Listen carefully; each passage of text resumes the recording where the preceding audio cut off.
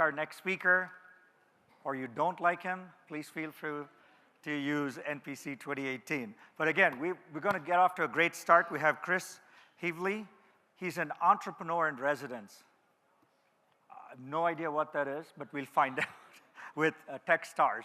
I mean, all of you know, how many of you know Techstars? Okay, so good, about half the crowd knows Techstars, but Chris is an expert in, telling how to get startups into large companies. He's done this for over 30 years, including brands like MapQuest and Accenture. He founded MapQuest long time ago, it looks like, and he took a ton of money, and I think he paid his money back. Let's see, he's also a geographer. He's one of the map geeks, okay? That's good to know tonight at the party. We'll talk about maps. Yeah. Chris also writes for Inc.com, and his current mission is to accelerate the growth of startup communities worldwide. And right now, he's located in Raleigh-Durham, North Carolina. Come on up, Chris. Anytime. Yeah. Well, thanks for having me. Who's ever heard of Raleigh-Durham before? Or maybe who hasn't is the better. Yeah. North Carolina. New York and Florida, halfway between. Not as hot as Florida, not as crazy as New York, a little bit between. By the way, just to help you out, they call you an entrepreneur in residence when they don't know what to call you. You're kind of like a man with no portfolio, and you just drift around and show up in Bangalore in front of a couple hundred of your new best friends. So here I am. Today, what I'd like to share with you, I'd like to tell you a few stories. As you heard, I have been an entrepreneur, maybe this is like an AA meeting.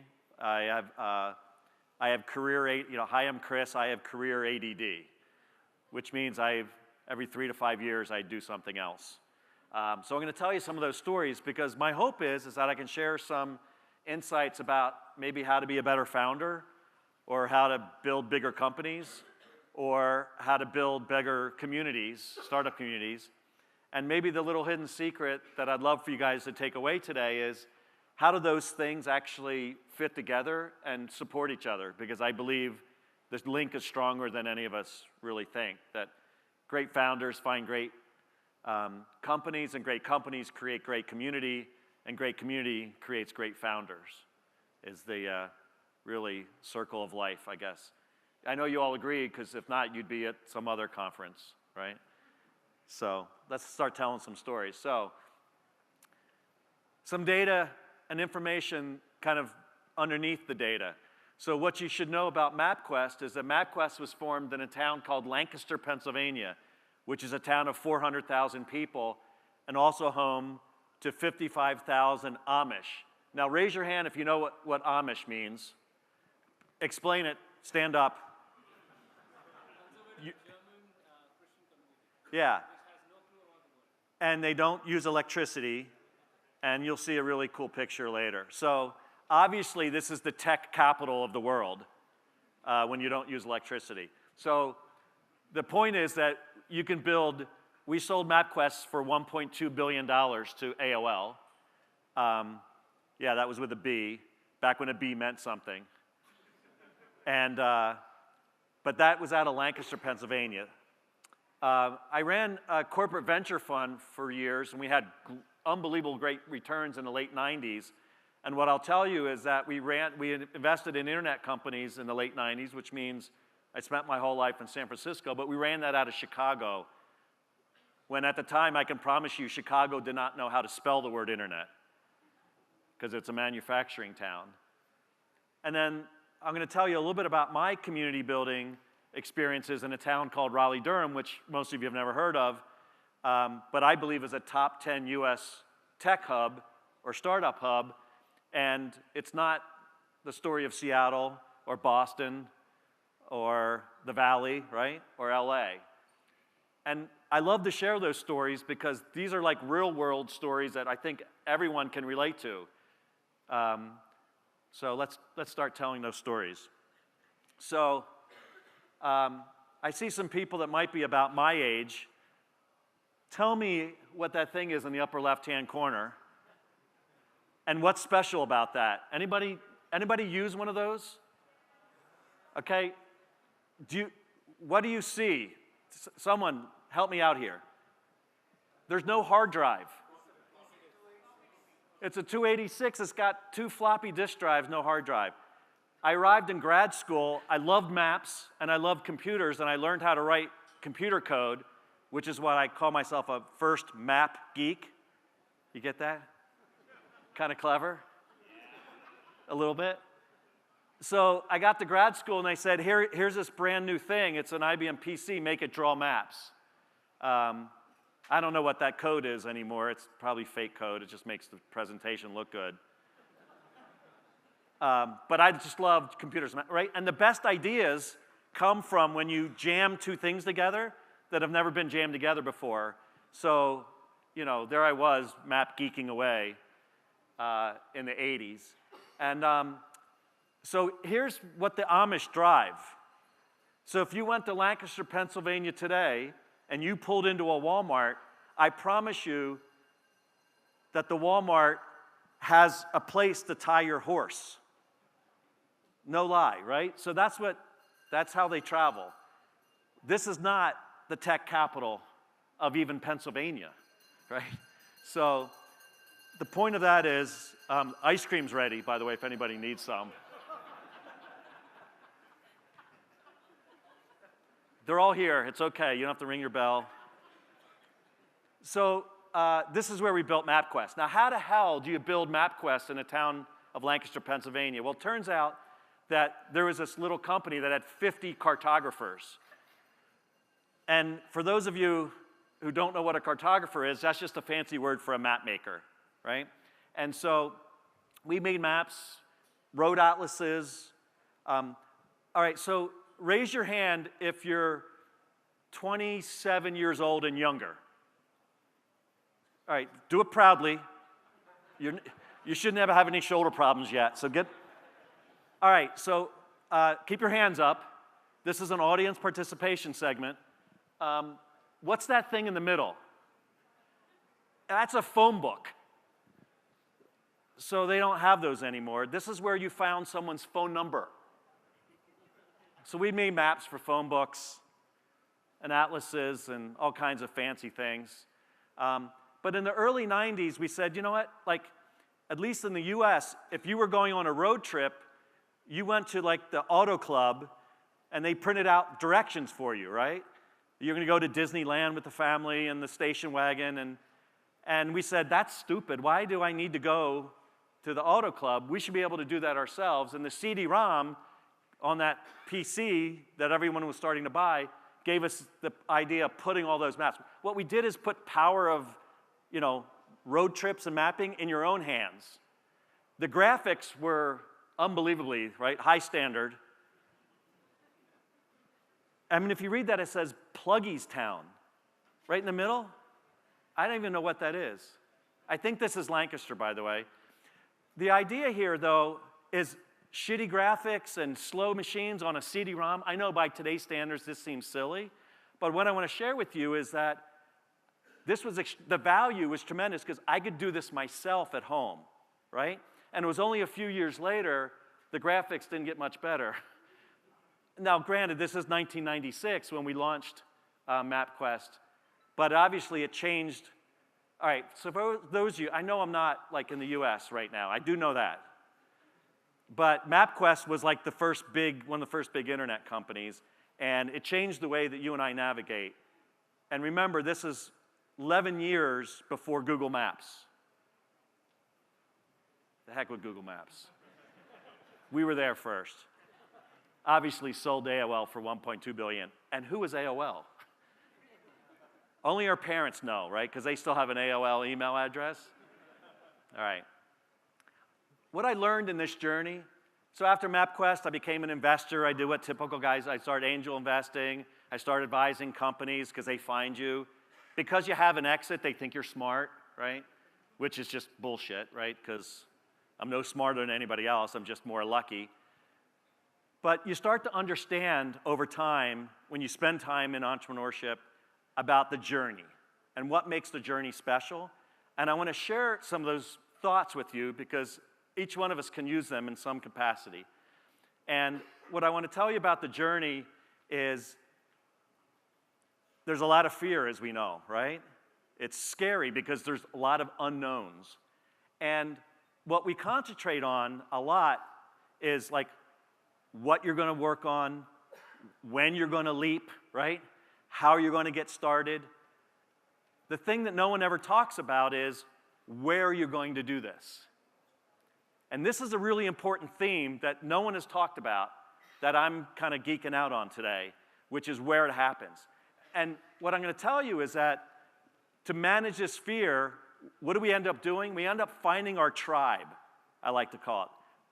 Like, there's safety in numbers, right? So that's why we go to co-working spaces, right? Because there's others that are on the journey together. And as an entrepreneur, what I'm going to tell you is that great spaces with great entrepreneurs who exhibit the right attitudes and behaviors help you on that journey, right? Because we all know it's a journey. So regardless of whether you're, an organic farmer or applying farm tech, or you're two women building an e-commerce fashion site, like the same fear is there regardless of what you're working on. Whether you're sitting here in a startup weekend, who knows what a startup weekend is? You're not allowed to answer, you run them, right? Who knows that there's one in Bangalore this weekend? Didn't know that. Oh, again, you're not allowed to answer. Startup weekend is a hackathon-like format. From Friday, evening, dinner time, to Sunday afternoon, it's 54 hours to try on your entrepreneur suit. You go in, some people pitch ideas. If you got an idea, great. If you don't have an idea, you join a team, you work all weekend, you launch something on Sunday, really crude, but you get to be around your tribe, and you get to realize that there's others just like you, right? So whether you're doing a startup weekend, what I'm going to tell you about the tribe is when you find the right tribe in the right community, it's like your home. And you feel like you can trust other people, and you can rely on them for help. Because as we all know, the entrepreneur journey isn't this. The entrepreneur journey is like this. And these things are nasty. Like, these things are usually like your dad talking to you, saying, that's the stupidest thing I've ever heard, right? And maybe it's not your dad, mine's my dad. And he's supportive, but he's also that guy that's going like, really? Like when I told him I was going to be a geographer, which is what I went to school for, and he said, what are you going to do with geography?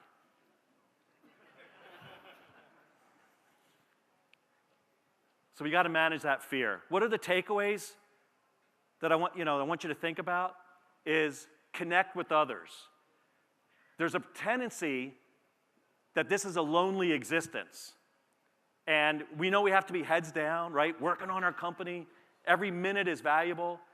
But I'm going to tell you is that it's really a bad idea. I like to say that when you're the only one in the room, every decision is perfect. Right? Who's there to say, huh? What? Why? Who's there to manage your lows? Pick you up when you're low? Call you out when you're, thinking wrong thoughts? Connect with others. At Techstars, we have a phrase called give first. What it means is that I give without any expectation of getting something in return. And I'm going to tell you, it's one of the most powerful, low cost, because really it's no cost. Imagine sitting in a space and someone says to you, can I talk to you? Can I go get a coffee? Let me run through like where my head's on this thing. And all you do is listen and give them a little bit of advice and a little bit of support. Like that may be the thing to get them out of that valley and get them to the next plateau. It doesn't cost you anything. I can tell you it's the secret sauce of great communities. Great communities create great companies and great founders. We're in a city that's frequently ranked in the top 10 or 15 of startup hubs in the world. A lot of progress that you guys have experienced over the last few years. But I'm going to tell you, it can go away as quickly as it came. And so what I want to challenge you to say is, I know there's events. Who put that there? I know there's events all the time. Volunteers, people on their own say, listen, I think we need this hackathon. Go support them. Go show up. Go mentor. Everyone can be a mentor. If you're 1 year into your journey, you can tell people who are just starting what that year is like. Everyone has something to offer and to give. And volunteer for something. Those are my takeaways to be a better founder and not create a solo existence. What I want to do now is kind of morph into community and show how these two things are linked.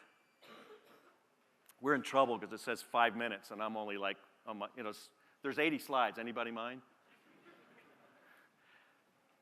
In Raleigh-Durham, North Carolina in 2010, I was reading about Y Combinator and Techstars. These are new age incubators where a number of companies all come together at one time, usually 10. They get a little bit of cash. They get 3 months of like mentorship on steroids. It's a sprint for 90 days. And at the end, there's this demo day, and they showcase it. And hopefully the companies are in a better shape at the end than they were when they came in. And for someone with kind of ADD, if working on one startup was fun, working with 10 at a time, right? So let's run one. So in my town of Raleigh-Durham, North Carolina in 2010, we stood up our first of 2 accelerators, we call them. I invested in 42 companies with a partner. We put about $5 million into play. And what I'm going to tell you is it was one of those things that became a catalyst for community. During that time, I would hold open office hours and meet with anybody who wanted to meet. In the first year, I met one-on-one with 1,000 people. When you meet with 1,000 people and give them 20 minutes of your time and give first, it's amazing what happens, what starts coming back to you, right? Because you start connecting people. And in that, what I found out is that everyone needs talent to go forward and to grow their company or to grow whatever they were doing. And you became this connector, and people then say, hey, do you know someone who can help? Now I'm helping them in 5 minutes of time saying, oh, I just met Joe. He just moved in from New York City, and he's spent 20 years in sales. You guys should connect. Maybe he's your guy. That's what that give first, that's what the community aspect can do to help a founder, a company, and it's a sense of community. Now, by the way, it had to be fun because recruiting events, job fairs suck, right? I mean, they completely, like they suck for everyone, right? Not just the person who's like, here's my resume, I'm looking for a job, like one of the most demeaning experiences. So I put mine in a circus. Because everyone, I mean, I had acrobats and fire eaters and jugglers, and then what happens is the companies got on stage and they pitched to the audience, here's why you should work for me. Right? We kind of leveled the playing field here. So we ran that. We probably matched up 1,000 jobs in those 6 years. And those ladies were fun. They were really amazing, like little Cirque du Soleil thing. One of the other components is a community blog. Fast forward today, in just Raleigh-Durham are 2 sister cities about 20 miles apart. Just in Durham alone, 1,000 startups. That's a town of about 400,000 people. 135,000 square feet of startup space. I met someone today who's got friends from Duke. Maybe they're still here. I said, you got to come visit. I got to show you the scene. You won't believe it. You can feel it on the streets. We have density. Last year, our companies raised collectively about $750 million. Not too shabby. Out of that experience, I've come to believe something very important, that every city or region, regardless of size, better have a healthy, robust community of startups where everyone's supporting each other. And why do I think that? And why, for the first time in 20 years, did I join an organization and not work for myself? Is because this is an amazing, impactful platform that Techstars runs. We run these accelerator programs over 45, I can't even keep track because we keep adding them, all over the world, investing in about 450 startups a year, 120,000. It's a machine, right? Look at the mentors and the number of cities. We run startup weekends, right? We love entrepreneurs and believe entrepreneurship should be a critical part of every community. And our thesis goes like this: great founders build great companies in great communities. And we need to support all three of those things, right? And remember what I said before, great entrepreneurs decide where they're going to do it. Many times, maybe they're influenced by family or where they went to college or some support system. But a community is a support system that you can create. And everyone here should be deputized as new Give First deputies to help other people in their community. And I promise you, you'll see the effect. We do this in so many ways, and if anybody's interested, I'll be happy to spend 3 hours geeking out on all the ways we help. But regardless of whether you're just a new developing community or you're a leading community, the game is never over. We say this is a 20-year journey that restarts every day. Now, if you're one of these community leaders, and if you don't mind, if you're like a government non-entrepreneur person, do you mind raising your hand? There's a couple half elbows. Did you all run? No one wants to admit they work for the government? Is that the idea? Anyway, they're important parts, right? A community is just not investors and entrepreneurs. It's academics and professors, lawyers and accountants, right? Marketing agents and government people who build real estate for your innovation park. The problem is, typically a lot of them get the idea wrong. They think building a community is like building a company or building, like you can engineer it. Like everyone thinks like Silicon Valley is like the gold standard. We want to be, that's why we're Silicon Prairie or Silicon Beach or Silicon, shovel the shit. I don't know, like stupid stuff, right? That's the gold standard. They think they can reverse engineer that, and they can't. Because it turns out communities are more like these flock of birds. Now, everyone's seen this, right? That's not ordered. That's an engineer. There's no leader there. Not everyone's following, right? It's just some weird amorphous thing, yet there's some order to the chaos. That's what a community is about. And you influence little pieces, nudges, I call them. And 1,000 nudges. That's why when you do one good thing for someone else, that's a nudge. Thousands of nudges add up to something special. Because at the end of the day, a community, this is the rule. We're just trying to increase the probabilities of success. When I introduce you two together, I don't know what's going to happen. All I know is that there's a chance by me introducing you two that a spark may occur. Maybe you'll find capital. Maybe you'll find your next employee. Maybe you'll start something.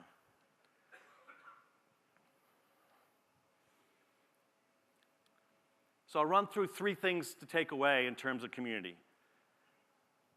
The best ones are self-organized. There's no leader. There's no king, appointed or anointed or taken, right? As an entrepreneur, I don't like kings. I want to slay kings, right? That's what being an entrepreneur is about, right? So think of this as more kind of bottom up.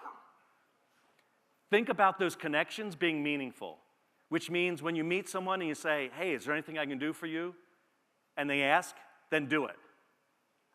I spend 10 to 15 minutes every day probably making 3 to 10 connections. Some of them they didn't even ask for. I just know, I think you two should meet. There's something that you guys have in common. I build networks, and I make them meaningful. And I give first every day, and I see the impact. We all know some people who believe that this is a zero-sum game, that your win is my loss, and I call bullshit. Like, that's the kind of attitude we need to take out of the community. And if you find someone that's doing that, call them on it. It's not productive. I went into a community in the last year, and this person said, well, if they get money, they were running an entrepreneurial organization, then I don't get money. And I said, you're fighting over the crumbs. I'm trying to make the whole pie bigger. Isn't that a lot more fun to make a bigger pie than to fight over who gets the last piece? And lastly, like that blog that I blew through earlier, there's got to be good storytelling. I believe, and we all know that confidence is contagious, right? We want to hear the good stories. Someone finding their first customer is a great story to tell at coffee the next day. I've been working on this thing for a year. I got my thing into a prototype. I just found my first paying customer. Everyone should celebrate that like at the birth of a new child, right? Tell those stories around the community. The old way on the left doesn't work. If you could engineer or reverse engineer Silicon Valley, it'd be done already, right? It'd be done in 50 cities around the world. But it's not, which means you can't, the old way of hierarchy and plans and strategies. Just spend time connecting people, showing up at their events, supporting them in whatever they need. So the takeaways for you here, I'd like to see everyone here step up and do something for your community. Whether you're here in Bangalore or Delhi, Mumbai, like connect people inside your community, connect them across community. That's an opportunity that you have. I understand there's about 1.3 billion people. There's a lot of connecting to do. So you better get started. Connect 4 people every day. Just do it because. Don't even ask them permission. You guys should know each other. Not double opt-in, if you know what I mean by that. Just connect them. You never know what will happen. And then share those great stories. I want to thank you for listening and for bringing me to Bangalore and let me enjoy this conference in this city, and thanks to NASSCOM.